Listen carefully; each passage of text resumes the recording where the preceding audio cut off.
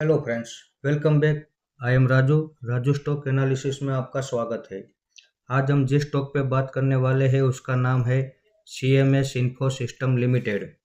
अब ये कंपनी हमें क्यों अच्छी लग रही है? क्योंकि ये बैंकिंग सेक्टर के साथ जुड़ी हुई है, जैसे कि SBI, HDFC bank, ICICI bank, Axis bank. इन बैंकों को ये सेवाएं देती है। अब कौन सी सेवाएं देती है कि ATM में जो cash payment pickup and delivery का काम करती है।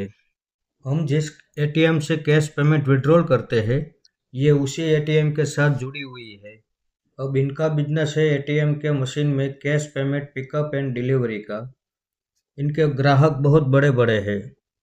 अब HDFC bank, ICICI bank, Axis bank, SBI जैसे बड़े ग्राहक इनके लिस्ट में है। जैसे कि आप चार्ट पे देख रहे हो कि हम 460 पे पहली एंट्री करने वाले हैं, दूसरी एंट्री 360 पे और तीसरी एंट्री 260 पे। अगर यहाँ तक गिरावट होती है तो हम इस गिरावट पे इन्वेस्टमेंट करने के लिए तैयार है। आइए हम पहले फंडामेंटल को देख लेते हैं। जैसे कि आप यहाँ देख रहे हैं कि पब्लिक के पास 33% की होल्डिंग है, उसमें से भी 6% की होल्डिंग तो बड़े हाथों में है, यानी कि 27.5% जितनी होल्डिंग पब्लिक के पास है। DIS के पास 26% होल्डिंग है, FIs के पास 40% जितनी होल्डिंग है। तो फंडामेंटल के लिए ये पॉइंट भी बड़ा अच्छा है। जैसे कि आप यहाँ देख रहे हो कि 2019 में इनके पास रिजर्व 600 करोड़ का था, जो अभी 5 साल में बढ़कर 1900 करोड़ तक पहुँच चुका है, यानी कि 3 गुना तो रिजर्व बढ़ चुका है। बोरोइंग भी इनके पास बहुत कम है, वो भी इसी साल ही बढ़ा है। इसके आगे हम देखें, ईयर ऑन ईयर भी इनका प्रॉफिट अच्छा खासा आ रहा है। साथ में एक अच्छी बात यह है कि ये हमें डिविडेंड भी देती है। इसके आगे हम देखें तो क्वार्टर इन क्वार्टर भी इनका प्रॉफिट अच्छा खासा आ रहा है। जब फंडामेंटल में इतनी स्ट्रॉन्ग है और मार्केट की गिरावट में ऐसे अच्छे स्टॉक हमें मिल रहे हो, तो हमें इसे खरीदने के लिए तैयार रहना चाहिए।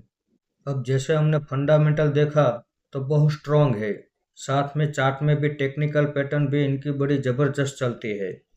आप यहाँ देख सकते हो कि higher high, higher low, higher high, higher low लगा रही है। जैसे कि आप देख रहे हो कि 616 का हाई लगा के 480 पे अभी ये ट्रेड कर रहा है। हम इसे पहली एंट्री 460 पे करेंगे। परसेंटेज वाइज अगर हम गिरावट निकालें तो 25% की गिरावट तो अभी इसकी हो चुकी है। 460 पे पहली एंट्री करेंगे, 360 पे दूसरी एंट्री करेंगे, और अगर बड़ी गिरावट हो भी जाए तो 260 पे हम दिल खोल के तीसरी एंट्री करेंगे। वैसे इनके क्लाइंट लिस्ट में बड़ी बड़ी बैंकों का नाम है। अब HDFC bank, ICICI bank, Axis bank, SBI, अब ये 4 बैंक जो बड़ी है वही इनके क्लाइंट लिस्ट में है। तो इनका बिजनेस मॉडल अच्छा ही रहेगा। प्रॉफिट भी कर रही है, डिविडेंड भी दे रही है, और चार्ट में भी टेक्निकल पैटर्न अच्छी चल रही है।